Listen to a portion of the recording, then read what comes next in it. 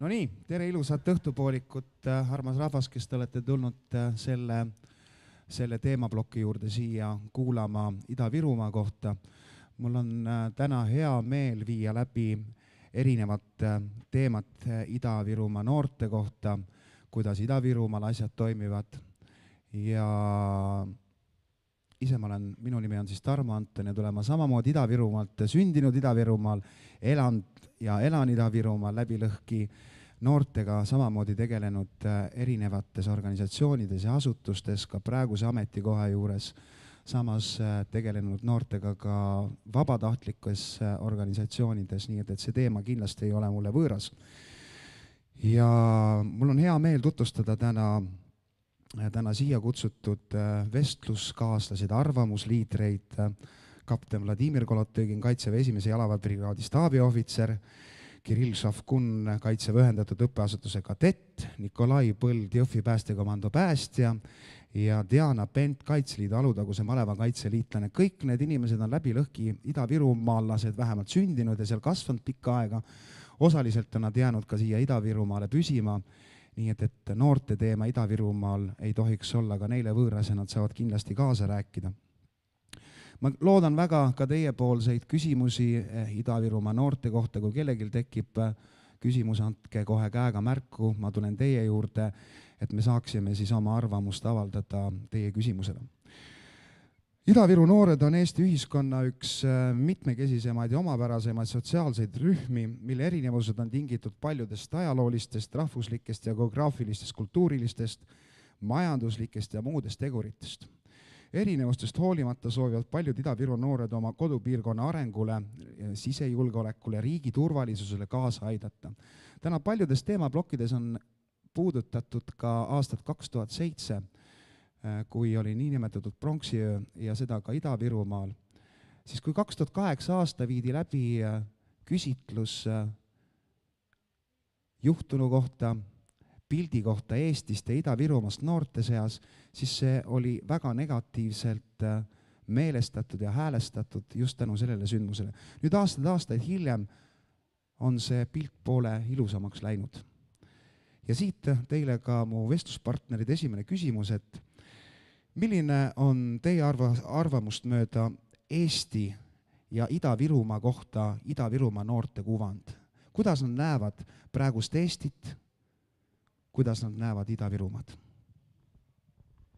Nii, ma olen siis kapten Kolotõgin ja ma olen tähele pannud, et ülejäänud Eesti arvab Ida-Virumaalt, et see on nagu eraldi saar või et seal hästi palju teisi elanikke ja me räägime hoopis teist keelt ja täiesti nagu teine ühiskond. Tegelikult see ei ole üldse nii, see on täpselt üks samasugune Eesti osa.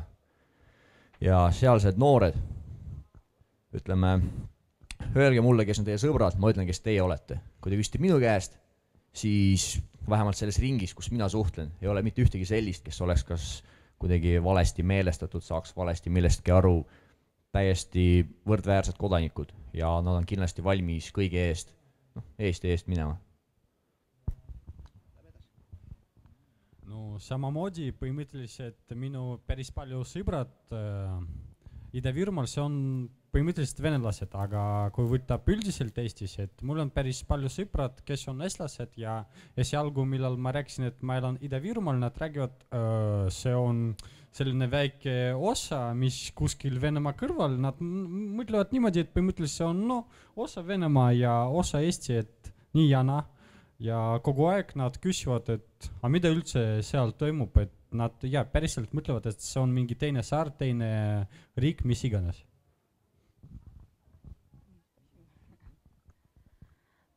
No, mul on ka sõpru erinevate keelte rääkijaid ja venelased, pigem kes on ka ringi reisinud mööda Eestit, nad mõistavad ikkagi seda, et vahet ei ole, kus sa elad, vahet ei ole, mis keelt sa räägid, et me oleme ikkagi ühtne riik, aga kahjuks need venelased, vene keelt kõnelevad inimesed, kes jäidki siia Ida-Virumaale kinni, nad ei mõista, et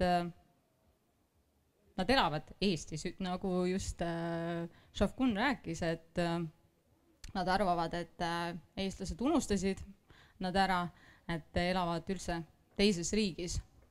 aga kuna ma täiskohaga töötan,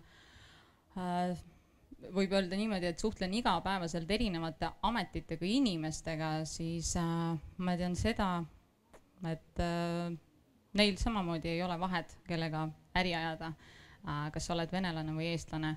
Et jah, et Ida-Virumaal on see eelis, et kui sa tead vene keelt, siis sa võib-olla saad parema töökoha, aga ka väga paljud venelased on hakanud huvi üles näitama, et eesti keelt ära õppida. Paljudes Eesti piirkondades räägitakse Eesti, et nagu Ida-Virumaa on Venemaa. Aga see ei ole nii, see on teistmoodi. Ida-Virumaa on Eesti ja üks suur osa Eestist ja me väga armastame Eestit. Eestis on nii, et Ida-Virumaa arvab Eestist, et me oleme turvaliselt ja me kaitseme iga päev oma kodumaad ja iga sündinud inimene Ida-Virumaal teab ja iga päev mõtleb Eesti peale, mitte Ida-Virumaa peale. Kui me vaatame nüüd Ida-Virumaad kui kuvandit, et kohe tuleb meelde võib-olla kuvandi puhul, et meil on mitmerahvuslik piirkond, meil on järved, meil on metsad ja kui me mõtleme noorte puhul riiki kui sellist, et siis tegelikult kogu riik noorte seas nagu põhinebki sellele, et on Tallinn ja siis on kõik teised maakonnad ja teised vallad. Kuid millised oleks nüüd need peamised kuvandit mõjutavad ehk formeerimist mõjutavad aspektid piirkonna kuvandi puhul? Mis selle pildi loob? Mis annab selle pildile sellise pildi, et see on Ida-Virumaa? Et võib-olla just see, et seal tõesti vene keelt kõnelevate isikute osakaal on natuke suurem kui ülejäänud Eestis. Et see kindlasti aitab selle kuvandi kujundamisel. Ma arvan jah, samamoodi, et põhimõtteliselt põhiosa, kes elavad Ida-Virumaal, nad pigem rääkivad vene keeles ja ei saa väga hästi said aru või üldse ei teevad eesti keel. Nad mõtlevad niimoodi, et okei, ma elan Ida-Virumaal ja siin eesti keel väga mul ei ole vaja, lihtsalt vene keel oskan ja rohkem mul ei ole vaja midagi teha. No jah, tegelikult samamoodi, et ikkagi Ida-Virumaa on põhimõtteliselt Venemaa naaber ja enamik inimesi räägibki vene keelt, aga nagu ma olen ka eelnevalt maininud, õnneks väga palju ka praeguses generatsioonis noori üha rohkem huvi tunneb just, et õppida eesti keelt. Ma arvan, et Ida-Virumaa noortel on nii, et Ida-Virumaa on natuke teine kultuur kui kogu Eesti. Ida-Virumaal on teine mõtlemine ja teine nagu käitumine. Ida-Virumaa noored ja inimesed käituvad teistmoodi, mitte nagu üldiselt Eestis käitutakse. Nad mõtlevad rohkem vene poole ja ongi nagu selline, et kuidagi niimoodi. Vastavalt Eesti Statistikaameti andmetel elab Ida-Virumaal umbes 36 000 noort, vanuses 15–29 eluaastat ja keskmine suhe etniliste eestlaste ja mitte-eestlaste vahel on 20–80. Eesti keskmisega võrrelduna leidub statistikas Ida-Viru noorte kohta mitu muret tekitavat näitajat.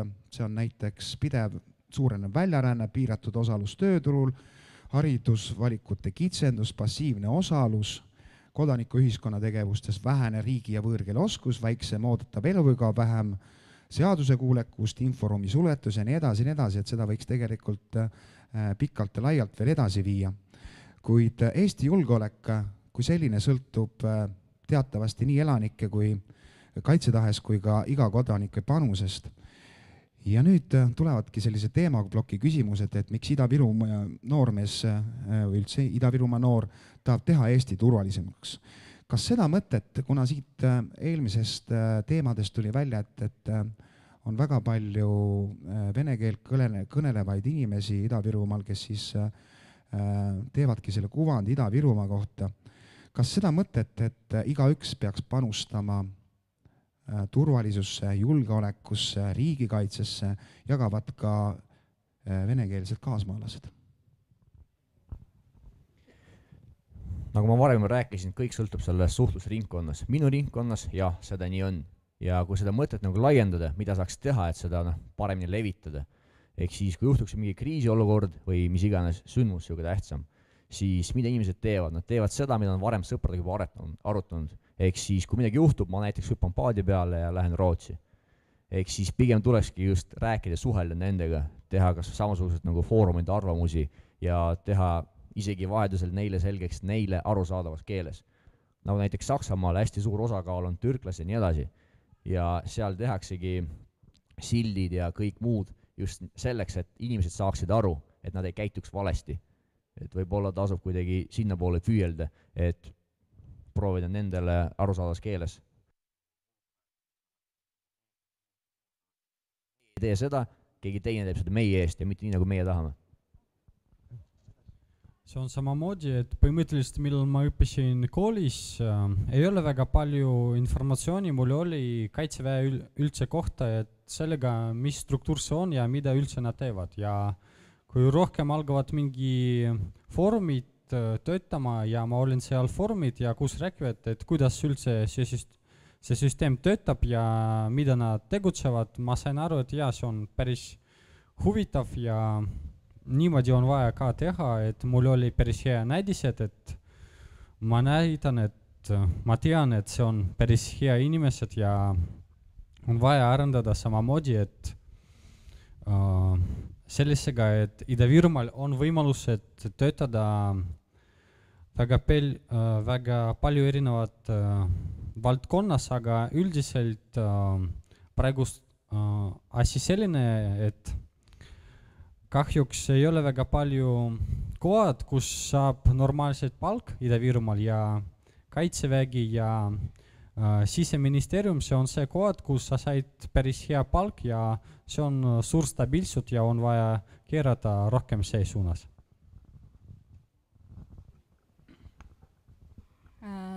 Mina alustaksin ka täpselt sellest, et ikkagi meie Ida-Virumaa noortele oleks vaja nende endi keeles selgeks teha ja näidata, et ikkagi neid ei ole ära unustatud, võib-olla mis siis, et nad ei tea nii hästi eesti keelt. Mul on üks sõbranna, kes elaski, ongi vene rahvusest pärit, ta käis vene koolis ja ta ei näinud mõtet, miks üldse eesti keelt õppida. Aga kui ta sai aru, et isegi Ida-Virumaal, kui ta tahab oma äri püsti panna, siis tal on vaja suhelda ikkagi terve Eestiga. Ta õppis eesti keele ära ja ütles, et ta hakkas palju paremini mõistma, et tegelikult ei ole me nii unarusse jätnud.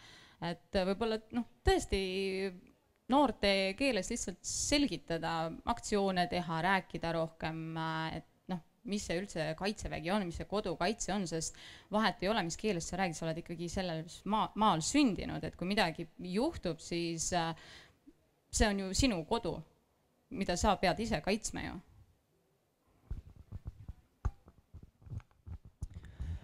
Ma arvan, et iga inimene, kui on sündinud mingis kohas, ta tahab, et see koht oleks turvaline ja samas ka Eestimaal ja Ida-Virumaal. Iga inimene tahab teha oma elukohta turvalisemaks. Ma arvan, selleks, et teha seda turvalisemaks, meie peame rohkem näha, kuulda ja õppima. Iga inimene on suuteline õppida seda, mida ta ise tahab. Venemaal ja Ida-Virumaal on nii, et paljud noored ei taha midagi teha. Nad õpivad koolis, lähevad kutsehariduskeskuses ja kõik. Pärast seda nende elu, ma ei tea, lõpeb. Ja viimastel aastatel on nii, et paljud noored, nad on ümber mõelnud ja nendel on juba teine mõtlemine ja nad teevad teistmoodi. Paljud noored lähevad Kaitseliidu, nad lähevad õppima Sisekaitseakadeemiasse ja on seotud sisejulgeolekuga Eestis. Ja ma arvan, et need, kes lähevad sinna, nad on juba jõudnud selleni, et nad tahavad teha Eestimaad turvalisemaks. Kuivõrd populaarne on Ida-Virumaa noorte seas kohustuslik ajateenistus. Kas see on nende jaoks teretulnud, on see emapiimaga kaasa tulnud?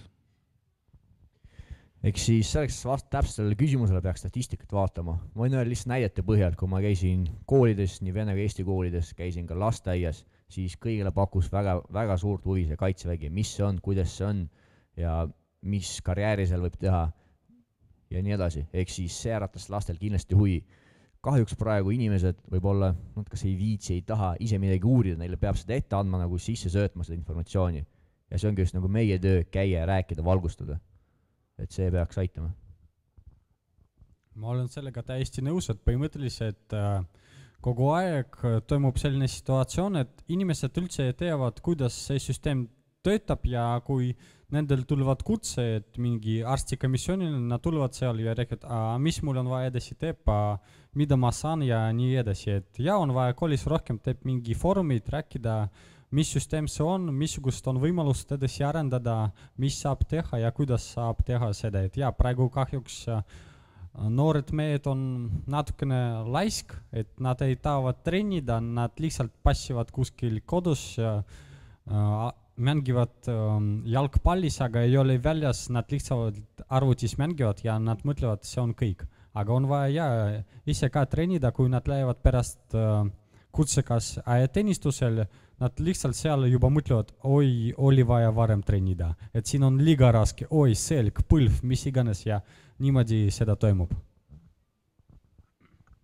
Kusjuures ma olen Šefkuniga täiesti nõus, sest et ma olen ise Kaitseliidus osalenud erinevates jooksudes ja füüsilistes toimingutes ja päris naljakas oli vaadata, kuidas noored poisid 17-18 aastat, kes tegelikult peaksid olema väga elujõulised, aga langevad kohe algusest välja, sest nende jaoks on see raske.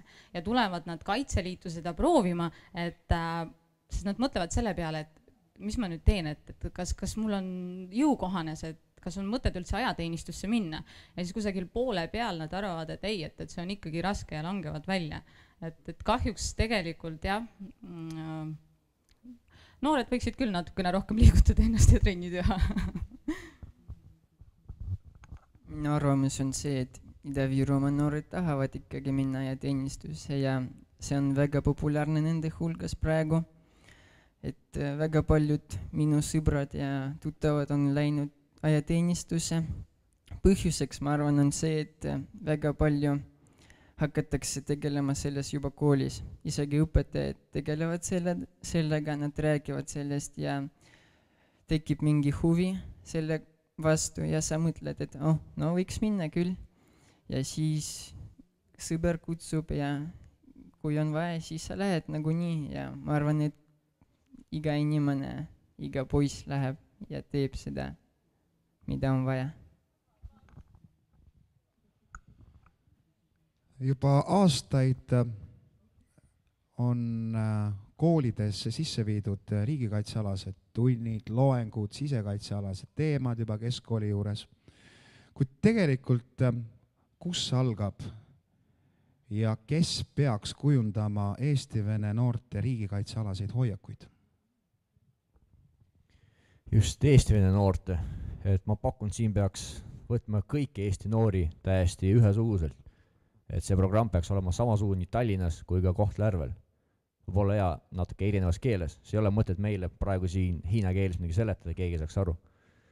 Ehk siis need, kes tulevad seda rääkima, riigikasvatust tegema, peaks olema võimelised sealses keeles neile selleks tegema, ehk siis paraku vene keeles.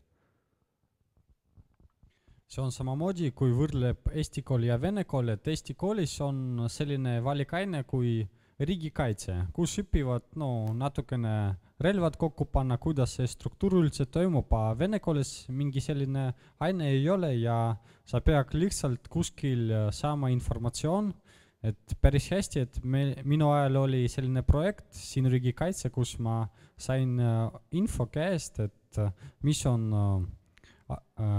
kaitsevägi üldse, ajateenistus ja kõik sellised kohad ma sain info ja ma õigesti teen valik, et ma lähen edasi teenima üldse kaitseväes. ja ma tahtsin ka just sellele tähelepanu pöörata, et mul täditütar ise õppis Eesti koolis ja temal hakkas see ka niivõrd huvi pakkuma, kui ta hakkas seda riigikaitset õppima, et ta läks ise ka Kaitseliitu ja on siiamaani Kaitseliidus. Samas see tõesti võiks olla ka vene koolides ja seletaks inimene, kes räägiks piisavalt ka vene keelt, et inimesed lihtsalt teaksid kohe algusest peale. No ma arvan, et ikkagi seda peaks kujundama juba lapsepõlvest kodu, et vanemad peavad kujundama meilt seda, et näiteks minu isa räägis kogu aeg, et tema eeskuju oli tema isa ja mul on samamoodi, minu isa on minu eeskuju, tema on päästja, mina olen päästja ja see on nii, et põlvkond ja meie mõtleme üksteise peale ja ma arvan, et teine selline mõjutav tegur on kultuur, et kui meil on Eestis nii, et ajateenistuses sa pead käima ajateenistuses, sest nagu sa mitte ei pea, et nagu sa mõtled selle peale, et see huvitab sind, et peab tekkima selline huvi selle vastu ja siis sa lähed ja siis sa teed. Mina õppisin vene koolis ja mul oli sisekaitseõppesuuna klass ja väga palju sain sealt teada ja juba sealt ma teadsin, olin 10. klassis ja juba ma teadsin, et ma lähen Sisekaitseakadeemiasse ja ma lähen päästjaks. Ma juba sealt teadsin. Mulle väga pakkus see huvi ja kui see oleks kõigis koolis, mis on võimalikult, siis ma arvan, lastel oli ja noortel oleks teine huvi selle vastu. Aitäh. Kui me räägime üldse kaitsetahest Ida-Virust pärit noorte seas, siis mida teie arvamust mööda on valmis täpsemalt kaitsma Ida-Virust pärit noored? Ehk siis need mehed, kes on mina teeninud, nad on valmis kaitsma nii Ida-Virumaalt kui ka Saaremaalt igalt poolt meie riiki. Vahet ei ole, kust kohast nad pärit on.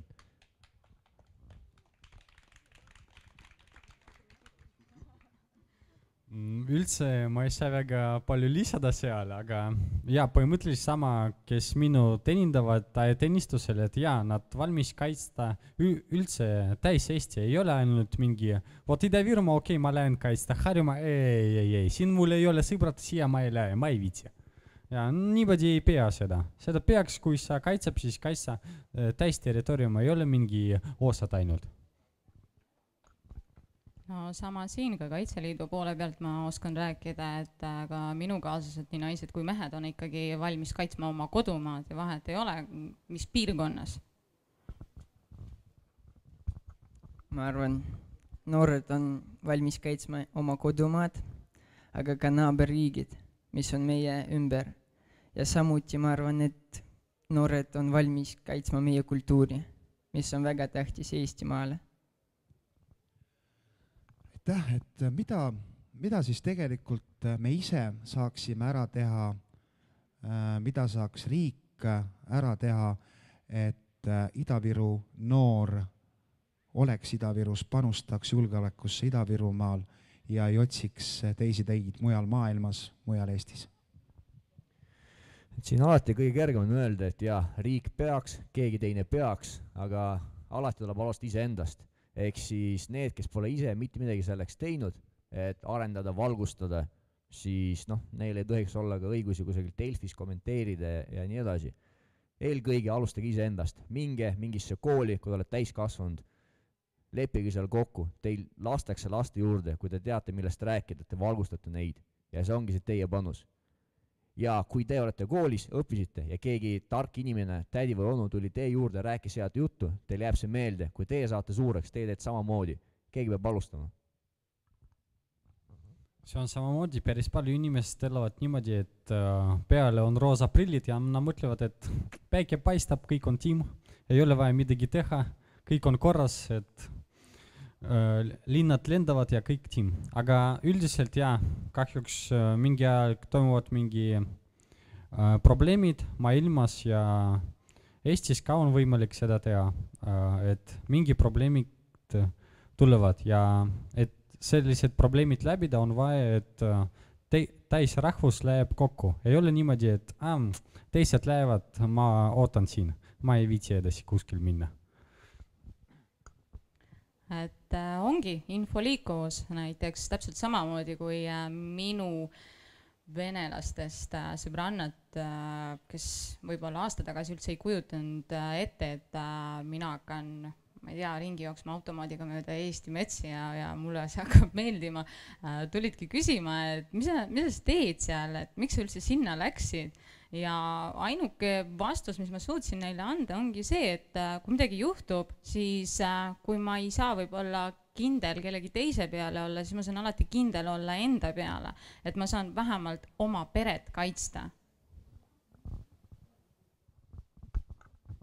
No, ma pean siin olema nõus kõikidega 3 liikmetega. Arvan jah, et sa pead ise olema huvitatud, aga Eestimaa pead toetama sind, et sa saaksid seda teha ja saaksid seda õppida. Ja ainult see võib nagu aidata sind või mitte midagi enam ei saa. Et Ida-Virumaal pakutakse noortele mitmekesist tegevust tegelikult erinevates organisatsioonides, asutuses osalemisega, kuid tihtipeale on jäänud mulje, et see passiivsus ja osalus kodanikuühiskonna tegevustes on nagu soiku jäänud. Millest see tuleneb ja kuidas seda parandada? Eks siis ma pakun see passiivse probleem, see on mitte ainult Ida-Virumaa Eesti, see on täiesti üle maailma. Kõik need Facebookid, tabid ja nii edasi, eks lastel see pakub rohkem huvi ja peakski rohkem läbi selle kuidagi panustama. See on praegu see ühiskonna areng ja me ei saa evolutsioonile vastu võidelda, me peame vaatama, kuidas selle kohaneda. Et konkreetset vastust siin raske anda. Samamoodi ja põhimõtteliselt siin väga raske annata täis vastus, et see on täpselt, et see on õige ja põhimõtteliselt ja praegu ühiskond meie arendab sellised poolt, et maksimaalse passiivsus, minimaalne liikumine ja pärast lähevad mingi probleemid ja keegi ei saa sellega midagi parandada või ei saa ise kaitsta oma pere samamoodi. Ma toon kõigest säravama näite. Mul on 2 tütart, üks nendest on 5-aastane ja me otsustasime terve perega telkima minna.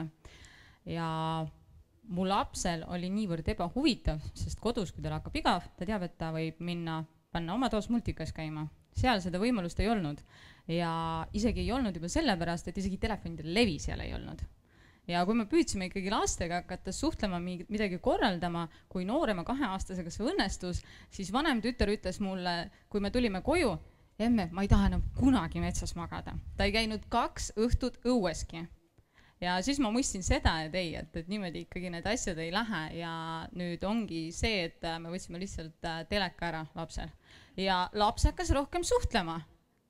Et see ongi see, et kuna mul abikaasa on ka sõjaväelane, siis me ikkagi püüame ka oma lastele rohkem rääkida ja ikkagi loodame, et lapsed lähevad ikkagi edasi meie sammudes. Ja ma arvan, et põhjuseks on ikka internet, mingi nutitelefonid, arvutid. Aga et seda parandada, ma arvan, et on vaja juba lapsepõlvest rääkida lastele, et mis see on, kuidas see käib ja mis seal võib teha ja mis mitte. Et nagu kui inimesed kasvavad, siis nad õpivad. Ja nii ongi, et kui sa räägid lastele, siis nad juba saavad aru, et mida on vaja teha, mida ei. Ja samamoodi nagu mul oli, et käisin, õppisin ja niimoodi tuligi see, et ma tahan kaitsta ja ma olen nõus kaitsma kas või iga päev oma kodumaad. Eestis ja Ida-Virumaal samamoodi pakutakse jällegi see küsimus noortele erigasuguseid tegevusi, kuid ma ei ole teie käest küsinud, millisesse vabatahtliku ühendusse peale selle, et te täidate osaliselt võib-olla riigitöö kohustusi, kuulute teie või kuhu plaanite üldse siis mingisuguse organisatsiooni astuda? No ülla ma tegelen laskespordiga täiesti vabatahtlikult töö kõrvalt nädalavahetusel. nii. no ma ise põhimõtteliselt samamoodi, et iga päev ma proovin leitsib aeg, et minna trennida, arendada oma mingi füüsiliselt vähemalt võimalused õppida mingi lisakeeled, mis pärast aitavad mulle arendada oma elust, et praegu kahjuks ei saa öelda, et pärast 10 aastat näiteks saksa keel mulle ei saa kuskil aidata. Võib-olla ta aitab mulle, aga praegu ma ei saa vaadata nii kaugele. No kahjuks mina saan endale põhitöökoha ja 2 lapse kõrvalt lubada ainult Kaitseliidus käia. Õnneks mul on väga mõistlik mees, kes toetab mu huve, nii et põhimõtteliselt Kaitseliidust on saanud rohkem isegi minu hobi, sest ma avastasin endast palju rohkem jõudu, kui ma eelnevalt arvasin. No mina mõtlesin, et see aasta pean kindlasti minema tuletõrjesporti tegema. Ja tahaks võib-olla veel ajateenistuse minna, see on kindlasti, veel ei ole käinud, aga tahan. No ja ikka võib-olla abipolitseinik, kui see on võimalik, jah. No nii, võrreldes siis nüüd minuga, minu vestluspartneritel on veel pikk maa vabatahtlikkuse juures edasi minna, et ma nimetan tavaliselt ennast Hunt Kriimsilm ja tema 7 ametit, et mina nüüd esindan erinevaid vabatahtlikke ühendusi ja ma võin teile julgelt väita, et nendes ühendustes ma pakun ennast vabatahtlikuna võrdväärselt, et ma olen samamoodi nagu Diana, olen ma kaitseliitlane, siis ma olen veel abipolitseinik ja siis ma olen veel vabatahtlik päästja. Ja kui me räägime vabatahtlusest ja kuidas see turvalisemaks teeb, siis näiteks mina pakkusin eelmine aasta oma vabat tahet tundides 3 erineva organisatsiooni vahel 638 tundi, nii et seda ei ole üldse vähem. Nii et meil on tegelikult suur tee edasi minna, et kuidas mõjutada ja ennast panustada vabatahtlikesse ühendusse. Aga vähene riigi- ja võõrkeele oskus ning ka tegelikult vähesem seaduse kuulekus, mis on statistiliste näitajate juures välja toodud Ida-Virumaa noorte inimeste kohta, siis kuidas see pärsib üldse julgeolekut, turvalisust ja panustamist sellesse Ida-Virumaal?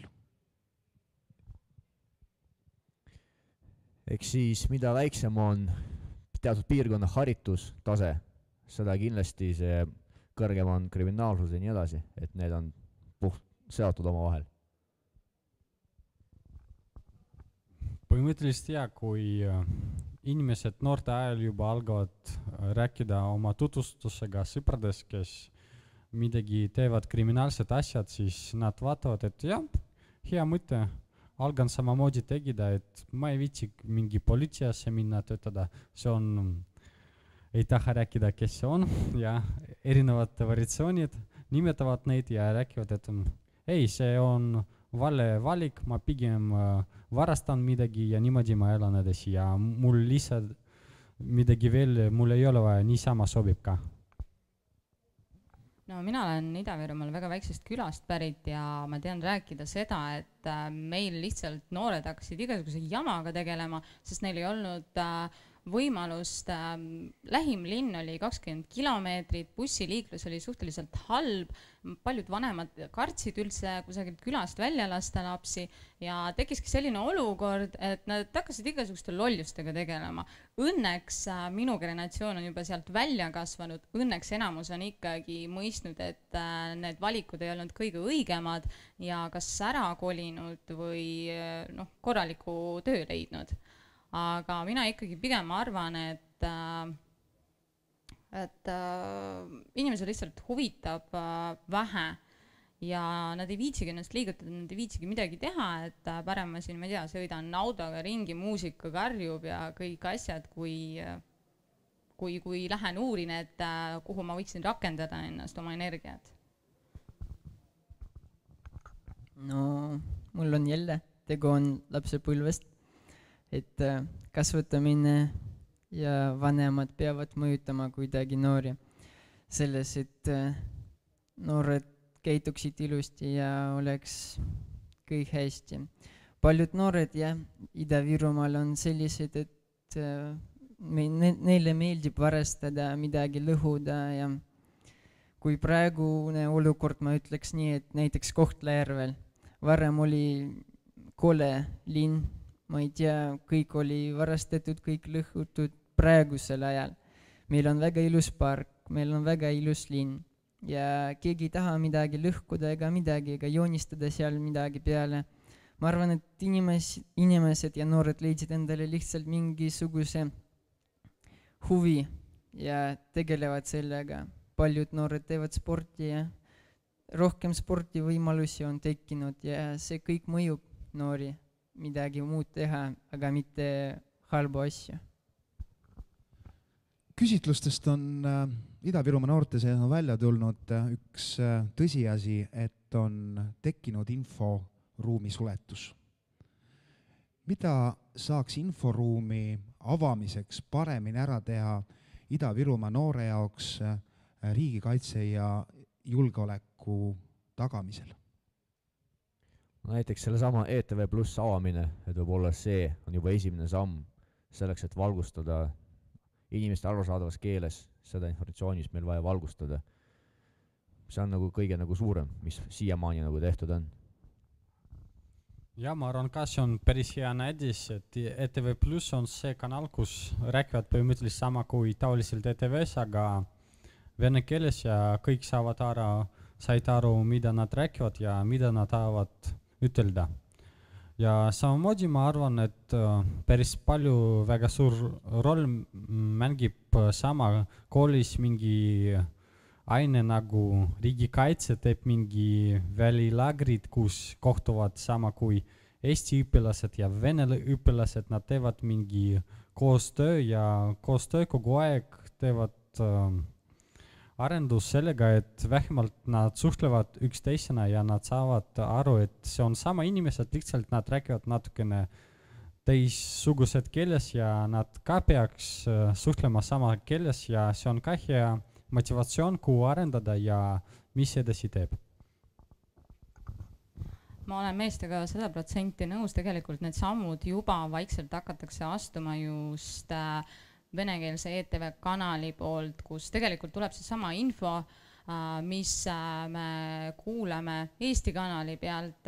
Mul on näiteks vanaema, kes ei räägi üldse eesti keelt ja ta vaatabki venekeelseid kanaleid ja ta arvabki, et nii ongi asjad, nagu sealt ette söödetakse. Ja kui nüüd tema hakkas vaatama ETV+, siis ta hakkas mõtlema, et kas on ikka niimoodi asjad. Samas noorte jaoks on ka päris palju programme algatatud, kas või see siin praegu, sinu riigikaitse. Et need on kõik õiged sammud, mida astutakse ja ma arvan, et meil on piisavalt tarku inimesi Eestis, kes mõtlevad veel väga palju huvitavat ka venekeelsete noorte jaoks, et kogu see info edasi nendeni viia. Ma arvan jah, see kõik toimib, aga ma arvan, et üks selline asi, mis mõjuks väga hästi, on riigikaitse koostöö koolidega ja koostöö lasteaiadega, sest sealt see kõik lähebki ja vene rahvus tahab rohkem suhtlemist, mitte nagu mingit vaatamisi. Ta tahab kuulda ja ta tahab näha oma ees kedagi, kes talle räägiks midagi, kes talle ütleks, et kõik on nii ja siis ta teeb nii, nagu see inimene talle ütles ja siis on asi hästi. Kas on tekkinud kuulajatel siin vahepeal küsimusi? Jah.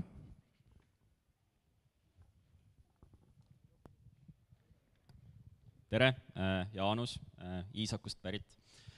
Kõigepealt kasutan ka võimalust ära ja tervitan oma kunagist kompaniilemat. Aga tulles ajateenistuse ja riigikeele juurde, siis mis minul tähelepanek oli see, need noored, kes rääkisid vene keeles ja kes oskasid eesti keelt, kohati panustasid ajateenistuses rohkem kui eesti poisid. Aga need, kes ei rääkinud eesti keelt, ega neid võib-olla tihti, neil motivatsioon oli madalam. Minu isiklik arvamus on see, et ajateenistus on nagu üks parimaid kohti, kus saaks vene keelt kõnelevatele noortele eesti keelt õpetada. Nüüd minu küsimus on nagu see teile, et kuidas seda teha, arvestades, et päevakava on tihti päris tihe? Aitäh ja Vladimir, mis sina arvad sellest? Eks siis esiteks kohe näha, mees on õigest komponist välja tulnud. Ja päevakava alati nagu tihe, ehk siis sest ajateenistuse eesmärk on valmistada reservvägi. See on nagu põhiline eesmärk ja kõik ülejäänud kaasnevad head efektid. Praegu SPK-s on eesti keele tunnid olemas, ehk siis need, kes on vene keelt räägivad, need võivad seal osaleda, kui tahavad oma keeletaset parendada ja samuti kindlasti tasuks pöörduda nende isikute poole, kes on kakskeelsed. Näiteks kui mina teenisin aega, minuga ühes toas oli üks poiss, kes eesti keelt üldse rääkinud ja ta tahtis ilgelt seersandiks saada. Ja terve SPK ma tegelesin temaga ja ta õppis eesti keele selgeks ja saigi nakki ja sai seersandiks ja ajateenistuse lõpuks rääkis eesti keelt. Ehk siis sellise näiteid on väga-väga palju. Ehk pigem siuke individuaalne lähenemine ja väga kõvasti tuleb kasutada teisi neid samu ajateenijaid. Ütleme, sest nendel on nagu aega ja võimalus üksteist aidata paraku rohkem. See on hea, ma arvan, pigem motivatsiooni kohta teema, et sellega, et minu ajateenistusel samamoodi ma paar korda käisin sellises eesti keele tunnis, päris mulle rääkivad, et sul on kõik tiim lihtsalt treeni rohkem, räägi toas sees ja kõik. Samamoodi ma olen Viru bataljonis, kui põhimõtteliselt 50% oli venelased, 50% oli eestlased ja osa venelased, kes oskavad nii nagu eesti keel ja vene keel ja nad aitavad üksteistele, et ka ma esialgu natukene ei saa aru mingi kaitseväelased sõnad, ma istusin, mis see tähendab, mis siin on vaja teha, aga oli inimesed, kes seda aitavad ja ma arendasin ise oma eesti keel ja praegu ma juba 3 aastat kaitseväesüsteemis ja ma arvan, ma päris hästi praegu tean eesti keel ja ma tahan seal edasi arendada.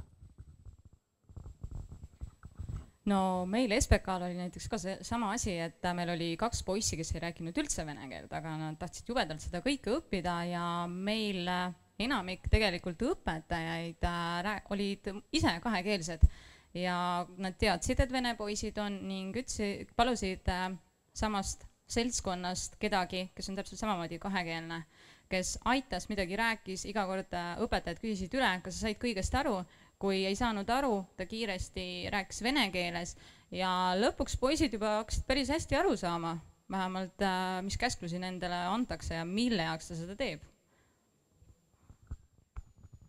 Ajateenistus ei ole käinud veel, aga mõtlen, et ainuke võimalus selline 100% on suhtlemine. Kui sa suhtled, siis sa õpid ja ma arvan, et see on kõige selline tugevam nagu protsess, mis aitab õppida keelt ja ainuke.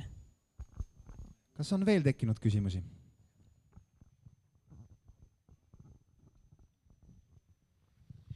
Minu nimi on Marianne Mikko, ma olen Riigikogu liige ja riigikaitsekomisjoni liige.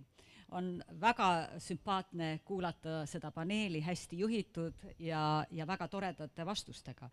Aga mul on ka mõned küsimused ja üks küsimus puudutab tõesti Ida-Virumaad sellest aspektist, et liitlaste kohalolek on muutunud, nüüd võiks öelda, mitte enam ajutiseks, vaid alaliseks ja mu küsimus teile on, kas ja mis on muutunud liitlaste kohalolekuga just kohalike inimeste vaatenurgast nii kaitsejõudude kui ka NATO suhtes. Ja teiseks on mu küsimus teile igale ühele personaalselt, et mida teha, et Eesti riiki oleks rohkem teie regioonis. Just eile ja üleeile olime me mehega kohe selgelt üle vaatamas, mis toimub Ida-Virumaal. Ja ma olen nõus, et Kohtla-Järve on ilusaks muutunud, Narva promenaad võrreldes sellega, mis üle jõe toimub, on ideaalses korras. Inimesed on heatahtlikud, naeratavad. Me käisime ka nendes mahajäetud linnades nagu Vivikonna. Ühesõnaga tegime väikse revisiooni enne, kui seda paneeli tulla jälgima. Ja küsimus on, kuidas teile tundub, kuidas teha nii, et Eesti riik oleks rohkem kohal.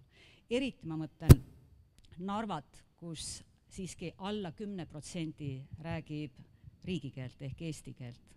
Missugused on teie mõtted? Aitäh! Aitäh! Ehk siis vastates alguses esimesele küsimus puudutab liitlasi kohalolekut, et paraku ma tegelen nendega rohkem just kaitseväe sfääris. Ehk siis see annab meie armeele suuremad võimalused koostöö arenemiseks. Ehk siis protseduuride ühtlustamine, relvasse tundmine ja nii edasi ja nii edasi. Ehk siis jään vastu kindlasti võlgu, mis puudutab, kuidas see mõjutab tsiviilisikuid, sest ma olen teisest valdkonnast, et siin lihtsalt ei saa vastata. Ja teine pool, ehk siis Eesti kohaloleku suurendamine Ida-Virumaal, mis saaks teha, siin saaks võib-olla näite tuua, hiljuti käisin Lätis, olin poe järjekorras, mingi silt oli seal läti keeles, mitte ühtegi teist keelt ei olnud, seisin terve pikka järjekorra ära, pärast selgub selge, kaardiga ei saa maksta, sularaha. Edu, jälle uuesti järjekorda ja nii edasi. Et võib-olla, kui näiteks sildi on näiteks ainult eesti keeles, siis inimene näiteks seal samast Narvast luges selle sildi läbi, aga ta ei saanud aru, mis seal kirjas on. Oleks võib-olla väikses keeles seal eesti või vene keeles juurde kirjutatud, ta loeb ühe läbi, loeb teise läbi. See on ka, ütleme, kahe teraga mõõk, võib-olla see ei sunnigi teda keelt õppima või teisiti ta just näebki, et saab mõlemas keeles, loeb läbi, et jääb paar sõna meelde. Võib-olla näiteks selline lihtne näide. Kui algab teisena küsimust, Vladimir Kalategin rääkis õigesti, et põhimõtteliselt samamoodi, millal oli vahetus krooni euro, et oli euro hind ja alla oli krooni väikse hind, et sa võid sarnana, mis hind oli krooni ajal ja mis on praegu hind. Samamoodi ja võib teha mingi sildid, et suure täiega on kirjutatud mingi asjad ja alla sama kirjutatud vene keeles ja inimene tuleb, lugeb, ja ma sain aru, mida nad tahavad, okei, teeme niimoodi. Aga kui võtab esimene küsimus, siis ma olin 3 aastat Scouts-bataljonis, kus päris palju me tennisime koos liitlastega ja oli õppused välismaal ka, me oleme koos liitlased.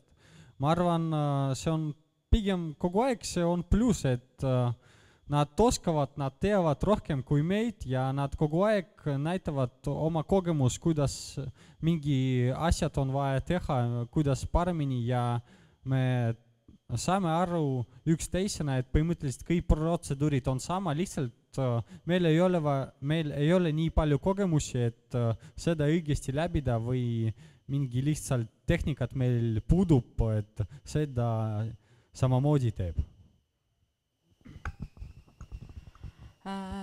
Esimesele küsimusele vastates ühelt poolt nagu kaitseväe kohuslane, ma võin öelda, et see on hea, et liitlased on Eestis, sest ma arvan, et meil on väga palju õppida üksteiselt.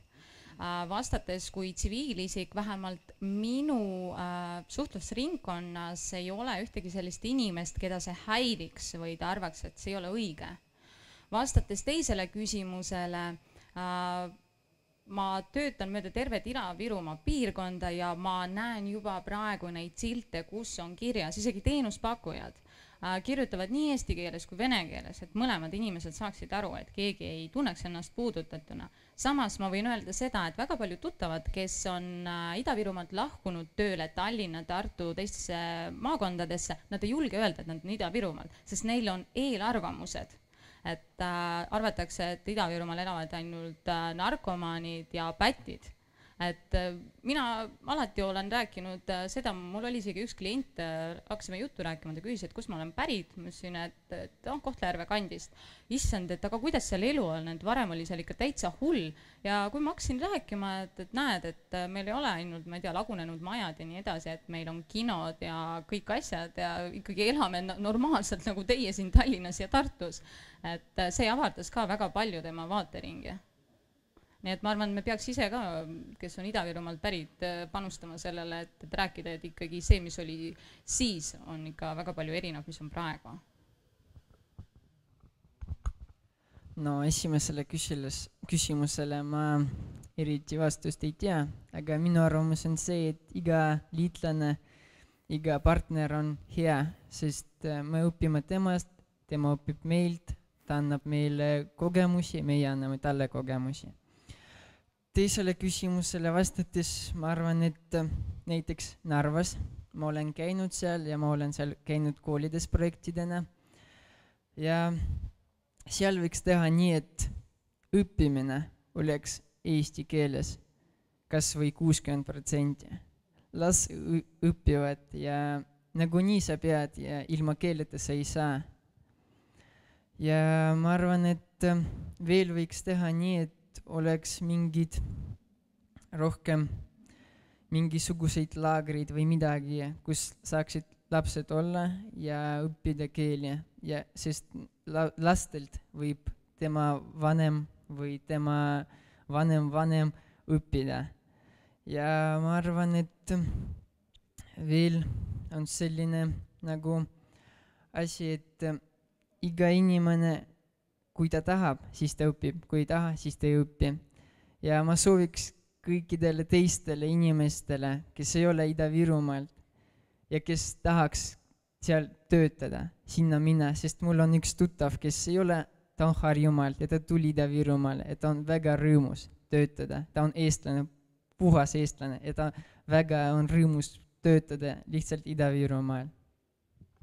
Kui nüüd esimesele küsimusele vastata, siis tõepoolest see on Ida-Virumaale tähtis, see on terve Eestile tähtis, et meil on olemas oma liitlased.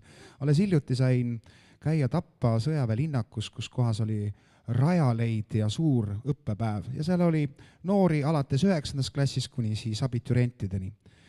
Ja tõesti, kõige huvitavamad jutud, küsimused, vaatepildid olidki tegelikult just liitlastele ja liitlaste poolt siis meie õppuritele. Kui me räägime teises küsimus, kuidas riiki tuua rohkem Ida-Virumaale, siis mul on kogu aeg selline arvamus olnud ja ma olen alati pooldanud kõikide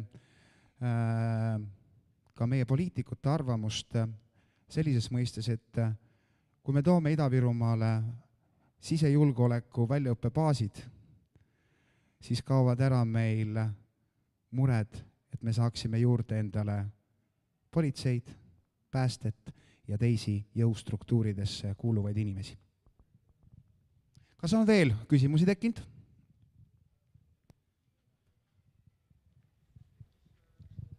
Tegemist ei ole pigem küsimusega, pigem on kommentaariga.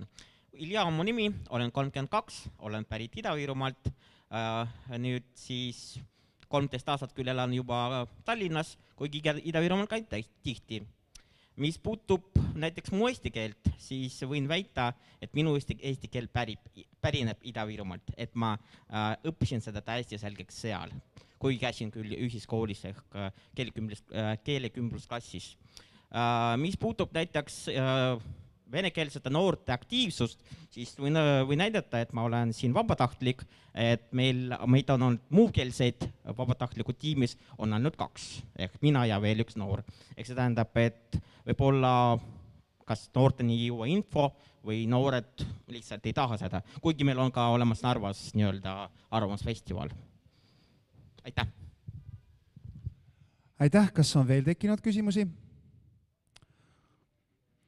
Aga lähme oma teemaga veel edasi, et mul veel mõned arutelud oleks siin jäänud, et ma alguses väitsin, et Ida-Virumaa noored on Eesti ühiskonna üks mitmekesisemaid ja omapärasemaid sotsiaalseid rühme üldse. Ma räägin just Ida-Virumaa noortest, ma ei räägi venekeelsetest noortest kui sellistest. Siis kuidas me saaksime, meie ise, meie riik, kuidas me saaksime ära kasutada nende noorte potentsiaali riigi kaitses ja sisejulgeolekus? Ehk siin tegelikult vastuseks kasutan just teie hiltist nagu vastust, just selle jõustruktuuride nende keskuste toomine poole Ida-Virumaale, kuna kõigil on teada, et seal on tööpuudus ja riigitöö on see, mis pakub stabiilsust. See oleks kindlasti üks lahendusest ja kui kindlasti tingimused selleks, et seal töötada, eesti keele oskus oleks nagu peab olema, siis me oleks nagu kakskeelseid selliseid erialaspetsialiste olemas. Ja kuna ei ole saladus, ütleme, Eestis vene keelt kõnelevaid osakaal on väga suur ja neid, kes ei räägi eesti keelt üldse, ehk siis kakskeelsed riigiametnikud on kindlasti väga kasulikud. ja praegused noored tegelikult, nad ei räägi mitte ainult eesti, vene, vaid väga palju räägivad hästi inglise keelt, ehk siis lausa kolmkeelsed.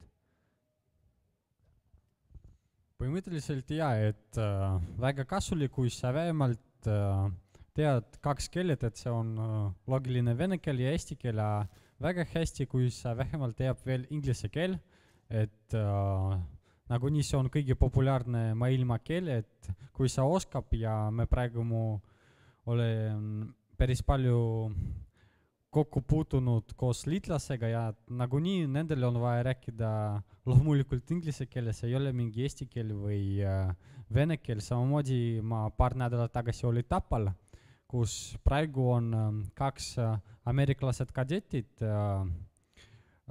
teevad väike praktika Eestis ja nad ka õpivad eesti keel ja natukene naljakas vaadata, et kuidas nad lähevad rivi ette ja rääkivad 1, 2, 3 inglise aktsendis, aga teisel pool sa said aru, et temale on kogemus ja motivatsioon sellega, et õppida meie keelt, et temaga alluvad paremini saavad aru, mida nad tahavad ja kuidas mingi asjad on vaja teha. Ma arvan, et ma lihtsalt viisakalt nõustun meestega, sest siin nende poolt oli tegelikult kõik öeldud.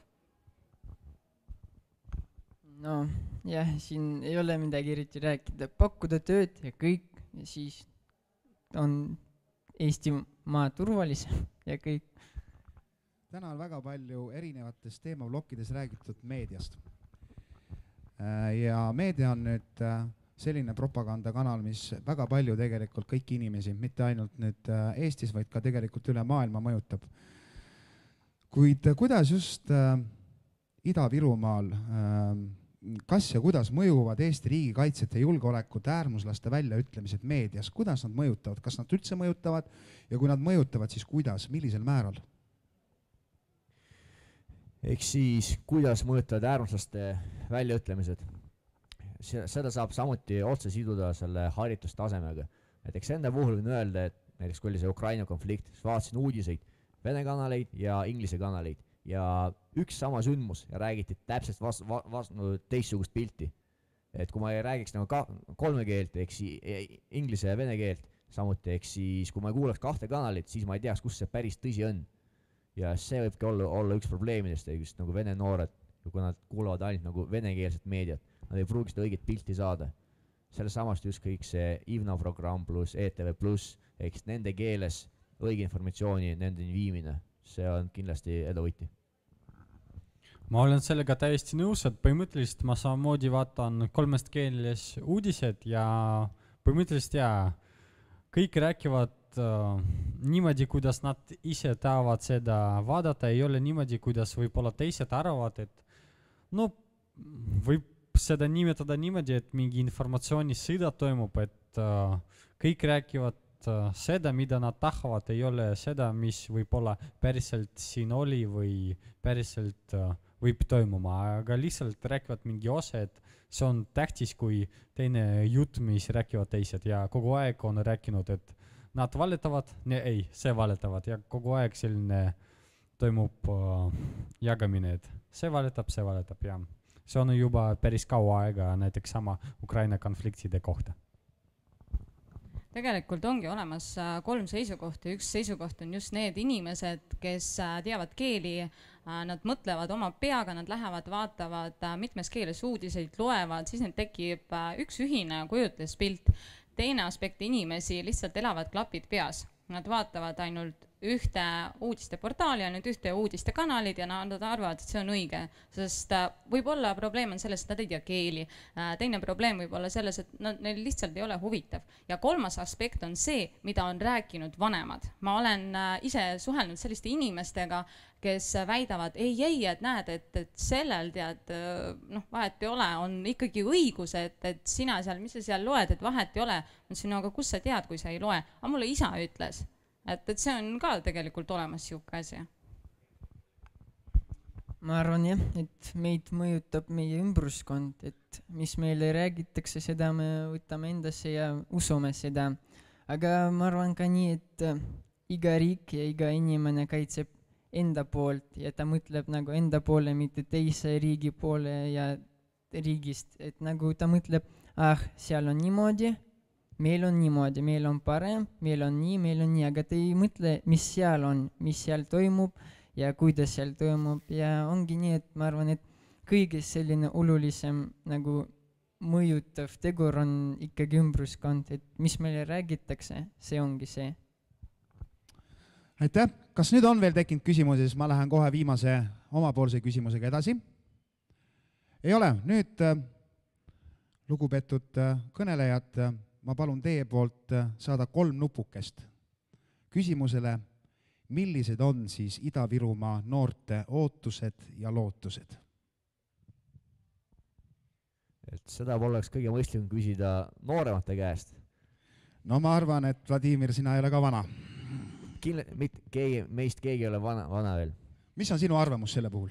Eks ootused, lootused. Et võib-olla kui siduda selle eelneva küsimusega, eks kuidas mõjutavad ekstremistide väljaütlemised ja nii edasi, ehk siis mida stabiilsem inimese elu, seda raskem on seda mõjutada. Ehk siis kui sa sõidad kõige uuema BMW-ga, keegi tuleb sulle rääkima, lähme teeme mingit terakti või mis iganes, seda lähed kaasa, ei, mul on uus BMW olemas, mul ei ole seda vaja. Ehk siis sama asi, kui noorte heaolu on tasemel, siis nad on kõige vähem mõjutatavad ja kõige rohkem mustavad riigile. Kirill? Põhimõtteliselt samamoodi, ja kui sul on stabiilsus ja kõik on korras, et sa said iga kuu mingi hea palk ja sul on korter, sul on pere, et sul ei ole, sa ei viitsi midagi veel teha mingi teraktid. Miks seda vaja, et sa võid lihtsalt rahulikult istuda kodus koos oma perega, sõidab nädalavahetusel kuskil spas puhkama ja rahulikult elada oma elu. Ei ole niimoodi, et lihtsalt võtan automaat, lähen natukene paugutan väljas. Ei, nad ei teevad niimoodi, et lihtsalt nad juba esialgu mõtlevad, et see on vale suund, et niimoodi ei saa teha. No jällegi tõsta haritustaset, sest et kui inimene on haritud, kui tal on võimalused olemas, muidugi kui ta on haritud, siis tal on ka rohkem võimalusi olemas. Ja kui on rohkem võimalusi olemas, see tähendab seda, et inimene saabki endale hea töö ja perekonna ja stabiilsuse ja ta on kõigega rahul, miks ta peaks, ma ei tea, muutma oma vaateid lihtsalt niisama, et keegi tuleb rääkima seda. Mul on lühidalt 3 sellist, et esimene on haridus, teine on siis Ida-Virumaale eesti keelt rohkem ja siis 3 on, et Eesti oleks sul üks suur pere ja kõik. Meie tänane teema oli, miks Ida-Viru noormees tahab teha Eesti turvalisemaks. Ja kas ta tahab? Kas ta tahab või ta ei taha? Lühikesed vastused. Ma olen praegu puhkusel, tulin siia, see on vastus. See tähendab, et tahab? Absoluutselt.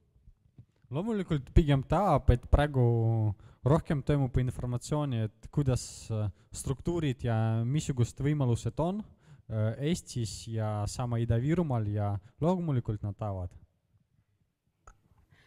No vaadake isegi Kaitseliidu statistikat, mis kirjutatakse, kui palju tegelikult inimesi tuli juurde ja läks Kaitseliitu. Võib-olla kõikidele ei ole nii suur huvi sõjaväe tegevuse vastu ja tahaks ikkagi teist tööd teha, aga nad ikkagi tulevad, panustavad oma vabast ajast, keegi neile mitte midagi ei maksa ja nad tahavad siiralt õppida, sest nad tahavad tõesti kaitsta oma kodumaad. Eestimaa on meie kodumaa ja ma tahan kaitsta oma kodumaad ja ma arvan, et iga inimene tahab kaitsta oma kodumaad. Ma tänan oma vestluspartnereid kapten Vladimir Kolotegin, Kirill Šavkun, Nikolai Põld, Diana Bent. Mina olin Tarmo Anton, koos muudame elu turvalisemaks. Aitäh!